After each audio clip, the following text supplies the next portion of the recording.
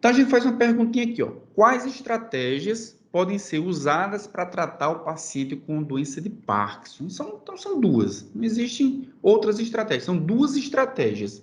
Como o paciente tem menos dopamina e, em consequência dessa quantidade reduzida de dopamina, ele vai ter mais acetilcolina, porque era a dopamina que estava freando o neurônio colinérgico, e agora sem dopamina não tem esse freio.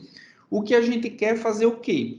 É aumentar a dopamina, que o neurônio está degenerado, então é suplementar dopamina ou reduzir a atividade colinérgica no nervo estriado. Então, basicamente, são essas duas estratégias. Ou a gente vai tentar aumentar a dopamina ou vai tentar diminuir a atividade da acetilcolina.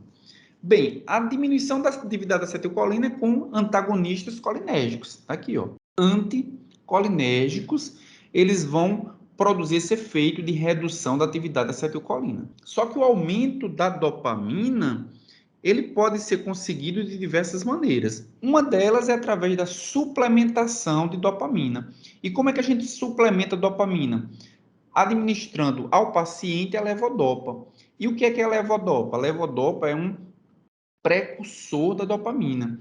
Então, a levodopa, quando entra no neurônio dopaminérgico, ela entra nessa via de síntese da dopamina, a dopamina vai ser sintetizada, a dopamina vai ser armazenada nas vesículas sinápticas, e depois que esse neurônio se despolarizar, aí sim a dopamina vai ser liberada na fenda sináptica e vai produzir o seu efeito no neurônio pós-sináptico, beleza?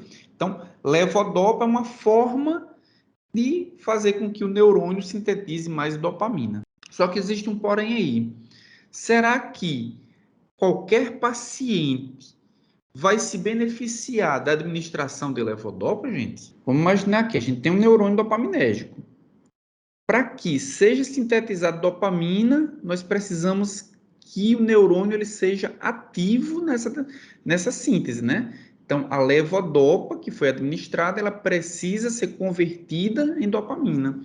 Então, se o neurônio do paciente, ou se boa parte dos neurônios do paciente estiverem inativos, estiverem degenerados, a levodopa pouco vai poder ser útil para esse paciente. Então, paciente em fases terminais, em estágio mais avançado, ele vai ter pouco proveito da administração da levodopa, porque tem muitos neurônios degenerados, né? Muita morte celular, tá bom? Então, essa talvez seja a principal restrição quanto ao uso da levodopa. Outras formas de aumentar os níveis de dopamina, gente, é inibir a sua degradação.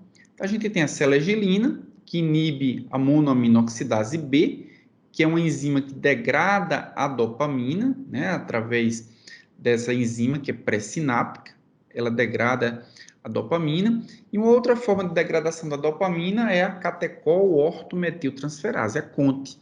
Só que veja só, a MAO é pré-sináptica, a CONT ela é pós-sináptica. Então, quando a dopamina é armazenada e liberada, parte dela vai ser recaptada. Essa setinha está mostrando que parte dela vai ser recaptada. Quando ela é recaptada, ela vai ser rearmazenada aqui na vesícula sináptica ou ela vai ser degradada. Então, se for administrado ao paciente selegiline, essa fase de degradação pré-sináptica é inibida.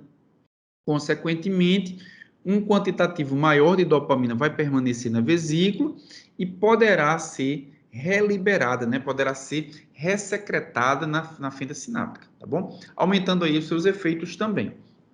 A CONT tem a mesma lógica. Os inibidores da catecol-ortometiltransferase também vão fazer com que a dopamina tenha seus níveis aumentados, né? Sua degradação vai ser reduzida. Ela também vai ser recaptada, vai ser novamente armazenada nas vesículas sinápticas e o quantitativo aumenta para que ela seja novamente secretada na fenda sináptica. Então, nós temos aí duas estratégias importantes. Uma é de suplementação de um precursor de dopamina, que é a levodopa, e a outra é através da inibição da sua degradação. Nós temos os inibidores da MAO e nós temos também os inibidores da catecol-ortometiltransferase. Desse outro lado aqui, nós temos a amantadina, que vai tanto estimular a sua liberação, como vai inibir a sua recaptação. Estimulando a liberação, aumenta a quantidade de dopamina na fenda sináptica, inibindo a recaptação, da mesma forma aumenta a liberação, aumenta o quantitativo de dopamina na fenda sináptica. Bom? Então, vejam só, gente, essas estratégias que eu mostrei até agora, levodopa, inibir a degradação da dopamina, aumentar a liberação ou inibir a recaptação, todas elas têm a mesma restrição. Dependem de que o paciente tenha neurônios dopaminérgicos ativos. Se os neurônios dopaminérgicos do paciente estiver no nível muito avançado, se a doença do paciente estiver no nível muito avançado e a quantidade de neurônios ativos estiver no nível muito baixo, essas estratégias elas serão, na maioria das vezes, ineficientes, tá bom? E a gente tem uma estratégia que não depende da atividade de neurônios ativos, né? Que são os agonistas dopaminérgicos. São moléculas que são semelhantes à dopamina e que conseguem se ligar no receptor pós-sináptico dopaminérgico e ativar eles, semelhantemente ao que aconteceria se fosse a própria dopamina que se ligasse. Então, só fazendo um resumo, né, sobre as estratégias do tratamento, a gente tem suplementação de dopamina, isso acontece com a administração de levodopa. Nós temos o uso de agonistas de receptores dopaminérgicos, e aí nós temos um exemplo, a bromocriptina.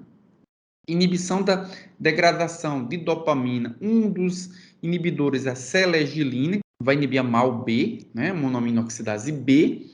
Também nós temos o aumento da secreção de dopamina, inibir também a recaptação, que é a amantadina que faz isso, e um antagonista de acetilcolina, um exemplo é a benztropina, tá bom? Esses aqui são alguns exemplos só para a gente poder ter em mente alguns nomes que podem ser utilizados.